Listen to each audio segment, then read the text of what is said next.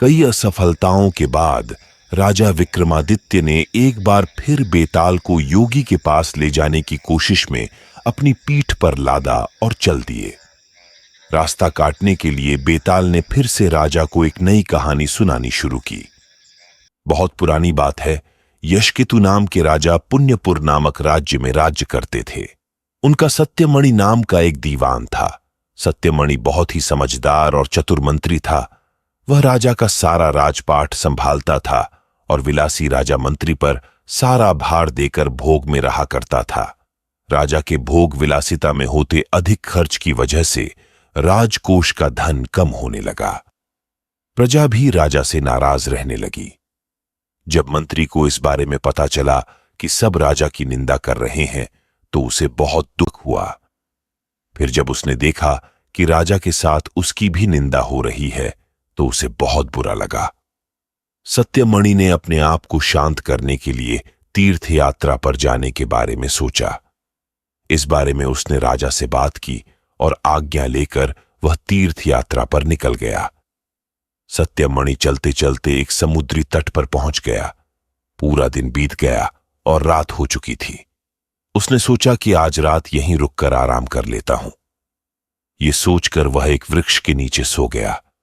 आधी रात को जब उसकी आंख खुली तो उसने देखा कि समुद्र से एक जगमगाता वृक्ष निकल रहा है।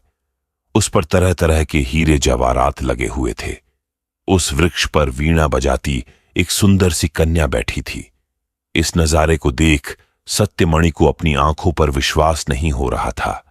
देखते ही देखते अचानक वह वृक्ष और उस पर बैठी कन्या गायब हो गई।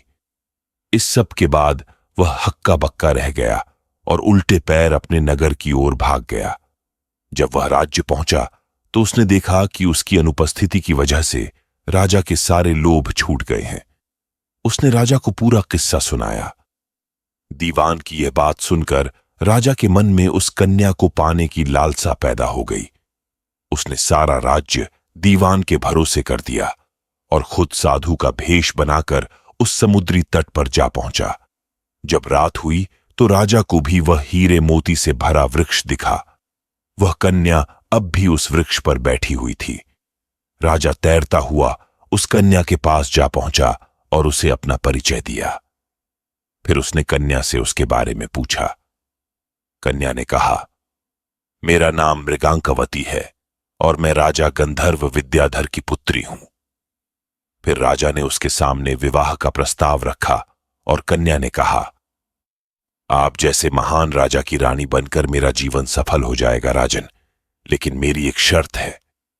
मैं हर कृष्ण पक्ष और शुक्ल पक्ष की चतुर्दशी और अष्टमी को एक राक्षस के पास जाती हूं जो मुझे निगल लेता है।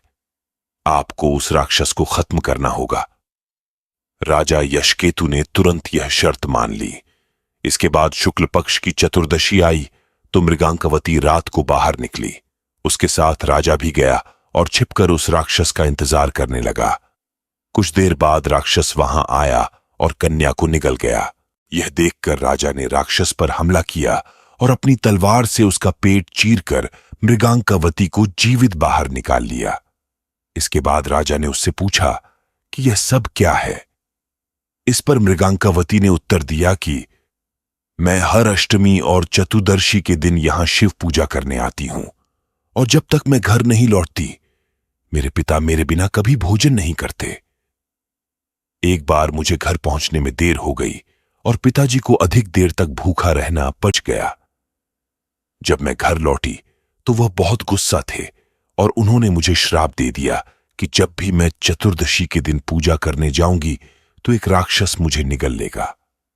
फिर मैं उसका पेट चीर कर बाहर निकल आया करूंगी।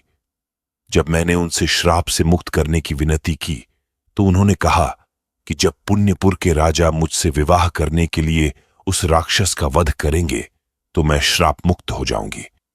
कन्या के श्राप मुक्त होने के बाद राजा उसे अपने साथ अपने राज्य ले आए और धूमधाम से उसके साथ शादी की। इसके बाद राजा ने दीवान को सारी कहानी सुनाई और यह सब सुनकर दीवान की मृत्यु हो गई। इतना कहकर बेताल ने राजा विक्रम से पूछा, हे राजन, अब तुम यह बताओ कि यह सब सुनकर दीवान की मृत्यु क्यों हुई थी। विक्रम ने कहा, दीवान की मृत्यु इसलिए हुई क्योंकि उसने सोचा कि राजा फिर से स्त्री लोभी हो जाएगा और उसके भोग विलास के कारण राज्य की दशा फिर से खराब हो जाएगी।